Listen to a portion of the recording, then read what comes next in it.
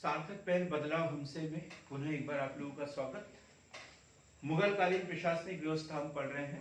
पिछले वीडियो में हमने मनसबदारी व्यवस्था और मुगल कालीन सैन्य व्यवस्था को पढ़ा। आज का जो हमारा वीडियो है ये मुगल कालीन राजस्व व्यवस्था से संबंधित है कि किस तरीके से सरकार को आय प्राप्त होती थी। हम पहले से पढ़ रहे हैं कि जो राजस्व का मुख्य स्रोत होता था वो होता था भू राजस्व। क्या होता था? भू राजस्व मतलब लगान, भूमि से प्राप्त आय क्या कहलाती है? लगान। तो लगान ही व्यवस्था, लगान की जो व्यवस्था थी वही राजस्व की मुख्य व्यवस्था थी। जो मुगल कालीन राजस्व व्यवस्था है, मुगल कालीन राजस्व व्यवस्था, इसकी शुरुआत की है अकबर के द्वारा। अकबर के द्वारा, क्योंकि हम मुगल बादशाह तो पहले बाबर भी हुए और उसके बाद में हुमायूं हुए, लेकिन बाबर जो है 1526 में पानीपत के प्रथम युद्ध के साथ में गद्दी पर बैठा और लगातार युद्धों में वो व्यस्त रहा। 1526 पानीपत का प्रथम युद्ध, 1527 खानवा का युद्ध, 1528 चंदेरी का युद्ध, 1529 घाघरा का युद्ध और 1530 उनकी मृत्यु।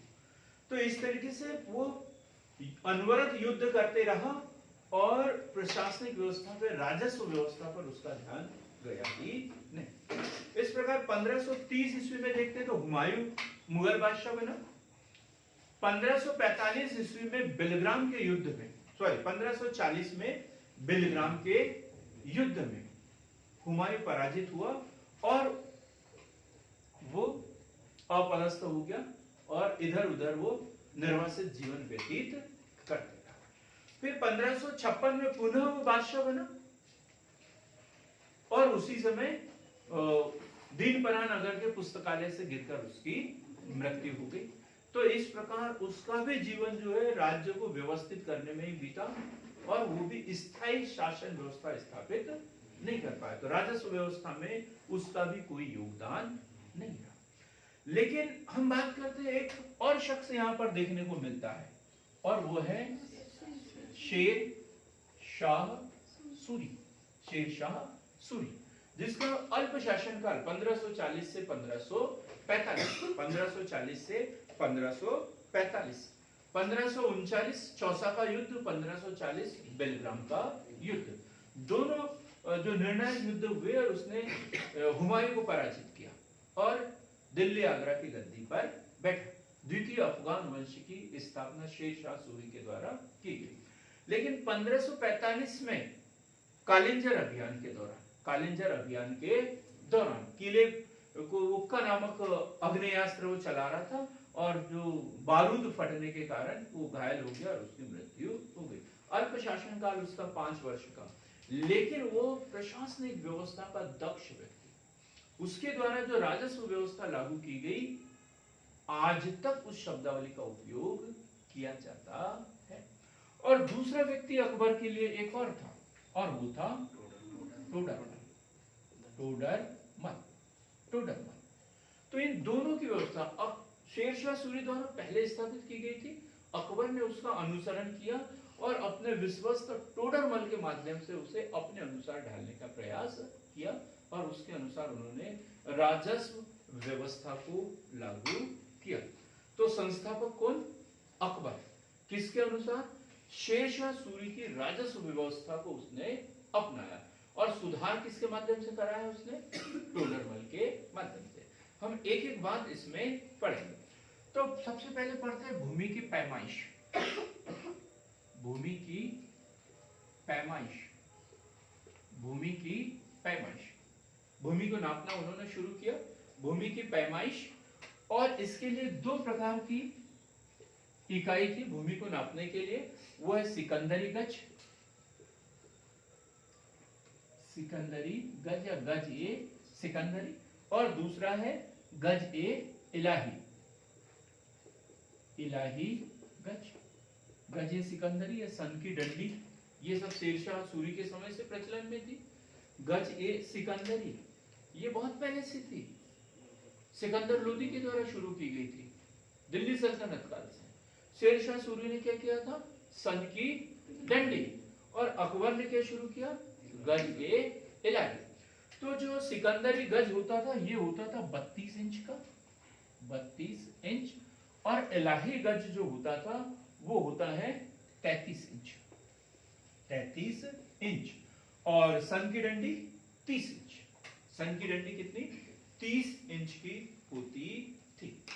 ठीक है। अब कर व्यवस्था, कर व्यवस्था भाई भूमि को पहले पैमाइश करेंगे, भूमि को नापेंगे और उसके आधार पर कर निर्धारित करेंगे।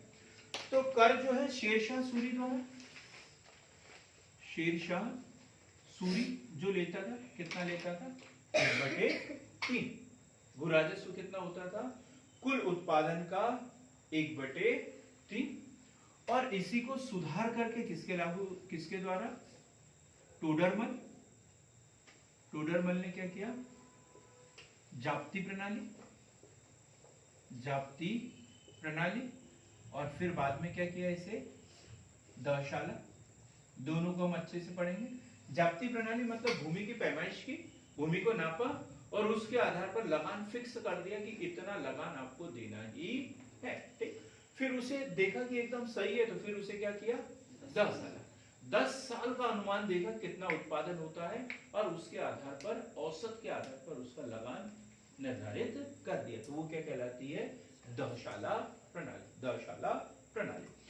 फिर राजपूतों के ऊपर कर प्रणाली, राजपूतों पर कर प्रणाली। जो उनके समय जो राजपूत शासक होते थे वो अपने स्तर पर तो कर लेते ही थे, मुगल बादशाह को भी उनको कर देना होता था। तो वो देना होता था 1/8 से लेकर 1/7, 1/8 से लेकर 1/7। जैसे शिवाजी वगैरह देते थे ना, शिवाजी लेते थे चौथ वसूल करते थे। तो ऐसे ही अधीनस्थ राजपूत शासक होते थे, इनसे भी कर लेते थे। ये 1/7 से लेकर 1/8 भाग तक होता था। ठीक। अब हम देखेंगे भूमि का विभाजन, भूमि का विभाजन, भूमि का विभाजन। पल्लवी बताएंगे क्या भूमि का विभाजन कैसे किए थे? भूमि का विभाजन बहुत महत्वपूर्ण क्वेश्चन है, एग्जाम में पूछा जाता है, प्री में भी पूछा जाता है, मेंस में भी पूछा जाता है। भूमि का विभाजन। तो ये पोलज क्या है?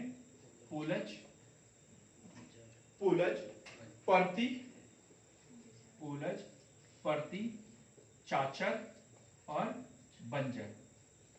पोलज पर्ती, चाचर और बंजर। पोलज मतलब अच्छी भूमि, उपजाऊ भूमि, जहां पर प्रतिवर्ष कृषि की जाती है। पोलज क्या है? अच्छी भूमि जहां पर प्रतिवर्ष कृषि की जाती है, साल में 2 फसलें भी उगाई जा सकती है। जैसे गंगा के मैदान की भूमि, ऐसी भूमि क्या कहलाएगी? पोलज, पोलज भूमि, उपजाऊ भूमि। फिर दूसरा है पर्ती। पर्ती ये उपजाऊ तो है लेकिन इसके ऊपर प्रतिवर्ष कृषि नहीं की जा सकती। हो सकता है सिंचाई की व्यवस्था ना हो, एक ही फसल ली जा रही है, एक साल कृषि कर रहे हैं और एक साल खाली छोड़ रहे हैं, तो ऐसी भूमि को क्या कहते हैं? वो पर्ती। इस ऐसी भूमि को क्या बोलेंगे? पर्ती। फिर चाचर। चाचर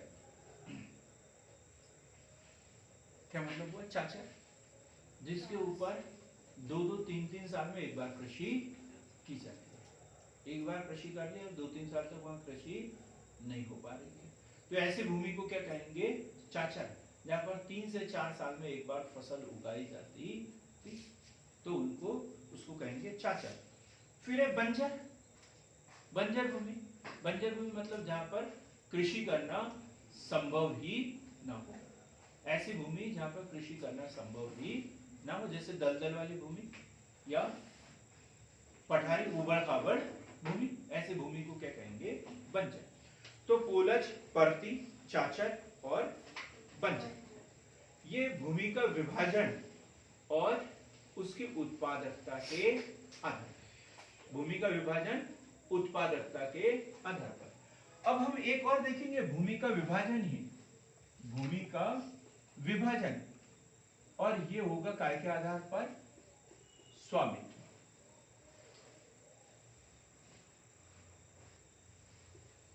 स्वामित्व के आधार पर, मालिकाना हक के आधार पर। तो एक भूमि है खालसा भूमि, खालसा भूमि, एक भूमि है खालसा भूमि। क्या होती है खालसा भूमि? शाही भूमि, राजा सम्राट के, बादशाह के स्वयं की निजी भूमि, स्वयं की निजी भूमि खालसा भूमि कहलाती थी। इसके ऊपर वो कृषि करते थे। कैसे करते थे अब ये भी पढ़ेंगे, पट्टे के माध्यम से, बटाई के माध्यम से। अब कैसी बटाई प्रणाली है ये पूरी हम पढ़ेंगे। तो भूमि का विभाजन स्वामित्व के आधार पर खालसा भूमि। दूसरा जागीर, दूसरा है जागीर। ये वो भूमि होती थी जो मनसबदारों आदि की होती थी, मनसबदारों के लिए की जो भूमि होती थी वो भूमिदान दे दिए जाते थे स्थायी अस्थायी रूप से। तो वो कौन सी भूमि? जागीर कहलाती थी। फिर है तीसरा है सयुरगुल, सयुरगुल या क्या बोलेंगे? मदद ए माश, मदद ए माश, सयुरगुल या मदद ए माश मतलब विद्वानों को, मंदिरों को दी गई लगान मुक्त भूमि, लगान मुक्त भूमि, लगान मुक्त भूमि। तो क्लियर हो गई? स्वामित्व के आधार पर भूमि को 3 भागों में बांटा था, खालसा, जागीर और सयुरगुल या मदद ए माश। और उपजाऊपन के आधार पर भूमि को 4 भागों में बांटा गया था, पोलज, परती, चाचर, बंजर, पोलज, परती, चाचर, बंजर। अब हम देखेंगे राजस्व के प्रकार। राजस्व के प्रकार मतलब राजस्व किन किन माध्यम से प्राप्त होता था? प्रमुख प्रकार के कर। मुख्य जो कर है मुगल बादशाह को जिनसे आय प्राप्त होती थी, तो सबसे पहला है जजिया, सर्वविदित है ये जजिया, गैर मुस्लिमों पर लगने वाला धार्मिक कर। सर्वप्रथम इसे शुरू किया गया था 712 ईस्वी में मोहम्मद बिन कासिम के द्वारा। हिंदुओं पर या ब्राह्मणों पर सबसे पहले लगाया था इसे फिरोज शाह तुगलक के द्वारा, फिरोज शाह तुगलक के द्वारा। फिर देखते हैं कि 1564 में अकबर द्वारा जजिया कर समाप्त कर दिया गया। और फिर 1679 1679 में औरंगजेब द्वारा पुनः जो है ब्राह्मणों पर जजिया कर लगा दिया था।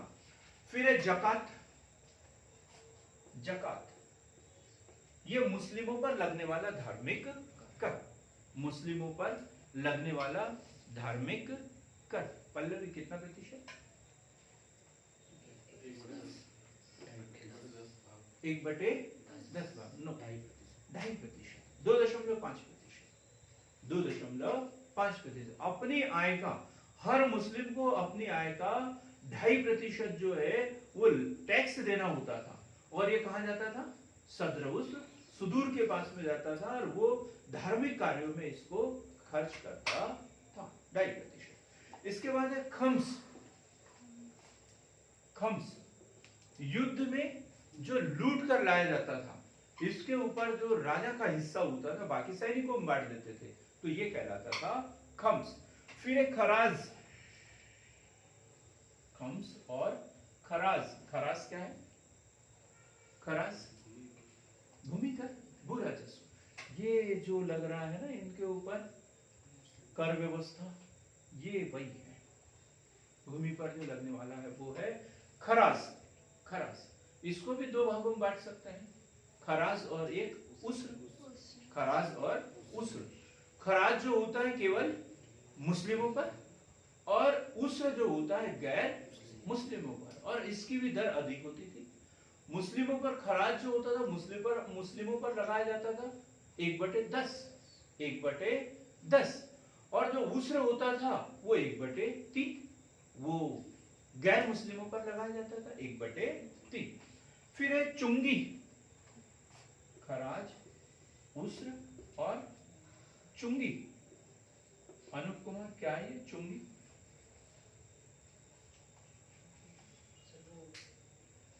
समुद्र में व्यापार करने के लिए आयात निर्यात पर जो टैक्स लगता था वो है चुंगी। नमक पर लगता था चुंगी का।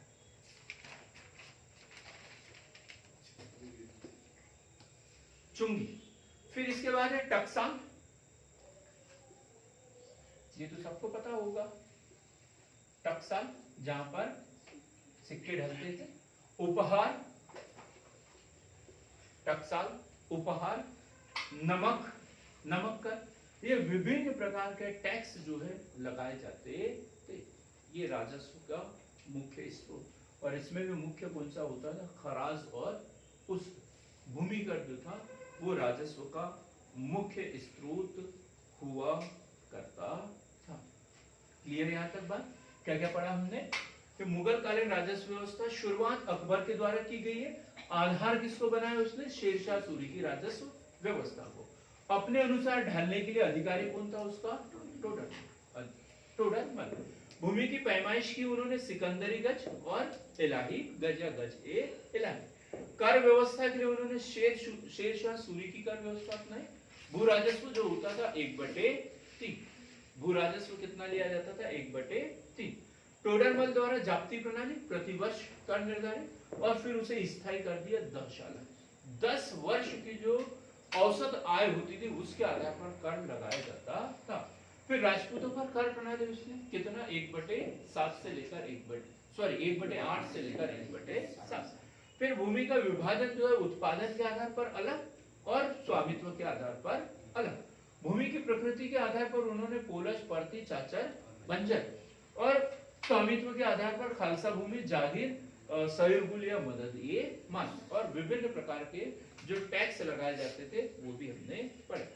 अब जो ऊसर है या खराज है, भू राजस्व जो है, लगान जो है, ये वसूल करने की उनकी टेक्निक क्या होती थी, कैसे वसूल करते थे, इसे भी हम व्यवस्थित तरीके से पढ़ेंगे। तो सबसे पहले वसूली के तरीके हम देख रहे हैं। वसूली के तरीके, तो लगान जो वसूल करते हैं तो दो ही तरीके से हो सकता है, नकद और अनाज के रूप में। हिरण्य और में हमने गुप्त काल में पढ़ा, मौर्य काल में भी पढ़ा। हिरण्य और में, हिरण्य नकद और में उत्पादन के रूप में, जो उत्पाद हुआ है वही दे दिया जाए। तो सबसे पहली जो प्रणाली थी कृषि करने की वो बटाई। क्या थी? बटाई। क्योंकि हमने देखा खालसा भूमि थी, अब सम्राट तो काम नहीं कर सकता, बादशाह तो खेती में हल जोत नहीं सकता है ना, तो क्या करेगा? भूमि को बटाई पे दे देते थे और दूसरे लोग उस पे काम करते रहते थे। तो बटाई प्रणाली, या इसे कहते हैं गल्ला बख्शी। गल्ला बख्शी प्रणाली। और इसके तहत जो होता है, सर्वाधिक प्रचलित भी ये थी, सर्वाधिक प्रचलित और खड़ी फसल के आधार पर, खड़ी फसल के आधार पर ये फसल है, अब इसमें से 1/3 भाग आप रख लो, अपनी फसल तुम काटो, नहीं तो कुछ भी करो, नहीं तो कौवों को खिला दो। पितृपक्ष आज से शुरू हुआ, कल से होने वाला है, तो जो करना है वो कर दो। तो ये बटाई या गल्ला बख्शी जो है खड़ी फसल के आधार पर, और ये सर्वाधिक प्रचलित 1/3 भाग देना होता है इसमें। कितना? 1/3 भाग। बटाई या गल्ला बख्शी यही सर्वाधिक प्रचलित है, 1/3 भाग। अब इसी में देखेंगे बटाई भी जो है वो अलग अलग तरीके से। तो सबसे पहला कनकूत या नस्क, कनकूत व नस्क प्रणाली।